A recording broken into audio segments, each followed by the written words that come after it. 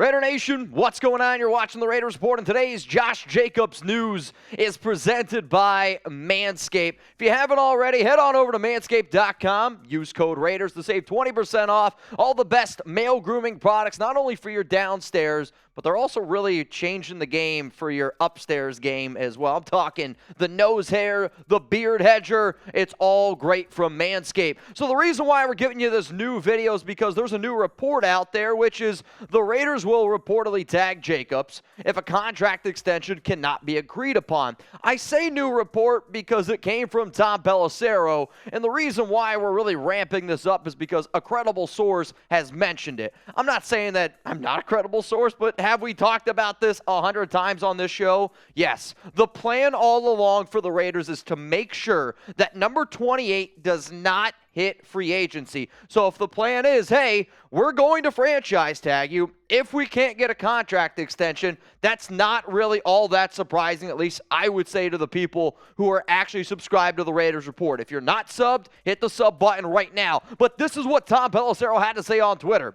The Raiders plan to place the franchise tag on star running back Josh Jacobs if the sides don't reach a deal by Tuesday's deadline per sources. The deal deadline, again, is March 7th, 4 p.m. Eastern Time. Jeremy and I, we will be live if a deal has not been done leading up to that, kind of like what we did with the whole Derek Carr situation.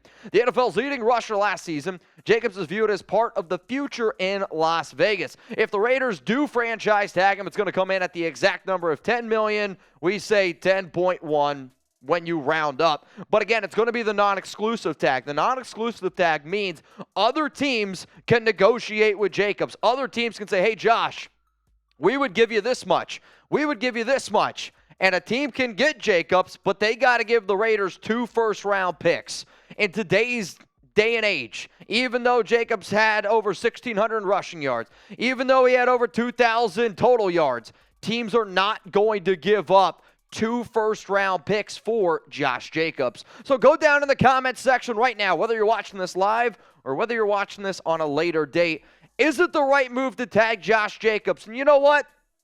We're going to make this the pinned comment on today's show, so you're going to get hit with a YouTube ad break. Scroll on down right now, give me a Y for yes, or give me an N for no. The answer is yes. This is absolutely positively the right thing that the Raiders need to do is to tag Jacobs, just because by tagging him, that doesn't mean that you can't get a contract done in the long haul, right? What you're doing is you're essentially saying, Josh, we're going to tag you now. That way you do not hit the open market come free agency time, because if he were to hit the open market, there's going to be a team out there that looks at his production and they probably would offer him more than what the Raiders would. At least if there was a team that was a running back away from really contending for a Super Bowl, there would be a team that would offer him much more money. So you put the tag on him now. All you got to do then is essentially make sure that you get a deal done. If Josh is like, I don't want to play on the tag, I'm not going to play on the tag, then the Raiders have until July 15th, 4 p.m. Eastern Time, to get a contract extension done. But if you can have a guy on a 1-year deal, another prove-it year. We saw what Jacobs did on a prove-it year this past season. He was the best damn running back in the NFL at 10.1. If then a contract extension does end up going down, well, how about this? I'll tell you about my contract extension projection in a little bit. But for now, I got to show some love to today's sponsor, Manscaped. I always tell y'all that I use their products on my balls. But you know what? I've also been told I got a great beard gang, and I'm allowed to show you the beard. I'm not allowed to show you the downstairs. So if you want to get started on the brand new Beard Hedger kit, listen up. Head on over to manscaped.com, 20% off and free shipping. Gentlemen and Jeremy, meet the Beard Hedger Pro Kit.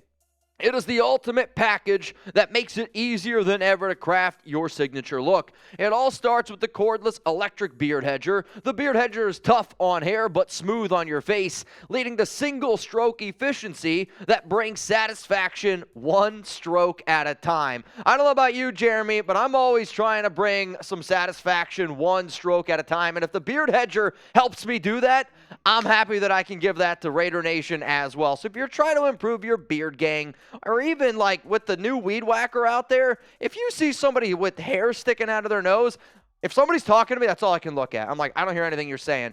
Elevate the beard game by going to Manscaped.com, 20% off and free shipping. So as promised, I told you where exactly I think a contract extension could potentially look if you get to that area with Jacobs. As it stands right now, here are the highest paid running backs per year, where Jacobs, if you give him a contract extension, you're probably going to want to put him somewhere between Ezekiel Elliott and Dalvin Cook. The lucky number for me that I have really had in my mind is somewhere around $12.8 to $13 million per year. However, I do think if a contract extension goes down, the way that the Raiders work it is very similar to what they have done with the Davante Adams deal, where let's say you have 3 years on that deal. The first year is probably like $2.5, $3 million. And then after that, you're probably looking at a little bit more steeper deal. But for the 3-year average, it is somewhere around $13 million per year. I do also think that when you, and I'm tough on McDaniels, I'm tough on Ziegler. Y'all know that. And I have said before, just because those guys say something, that doesn't necessarily mean that that's the route it's going to go. But McDaniels this offseason said, we want to keep Jacobs around. Ziegler recently said, we want to keep Jacobs around. And now what they're showing the nation is that, yes, they want to keep him around. And the reason, because I see down there, how important is Jacobs to the Raiders? You let me know down in the comments. I know he is very important, not only for what he did last season, but if you're going to bring in a young quarterback, which that's kind of the route that it sounds like they're going to go. If you're going to bring in a rookie, guess what's the best friend for a rookie? A great running game. And it's hard to be able to find a better runner right now than Jacobs. But I mean, seriously, look at these numbers in wins compared to losses last season. If somebody could do me a really big favor, take a screenshot, post that on Twitter, post it on IG, tag me at Mitchell Renz 365. First person that does it, I'll go ahead and I'll share it, because those numbers are staggering. It's not really rocket science either. Think about it. When you give the best running back in football more touches, you're going to win more games. On top of that, it keeps the defense off the field. So how important is Jacobs on the Raiders? He is extremely important on the team. And that's coming from me, who does not believe in paying running backs. I don't. But if the plan is to bring in a rookie, then I do think extending or giving Jacobs the franchise tag is absolutely the right thing to do. Because if you just throw a rookie out there and they don't have a running game, that's 8 men in the box every single time. Or they're just going to drop back a whole bunch of dudes. Like, not the recipe for success. So how about this, y'all? Sound off. Say it with your chest. How important is Jacobs to this Raiders team? I'm talking about this Raiders team right now. This Raiders team where, as it stands, we don't know what the quarterback situation is. You don't.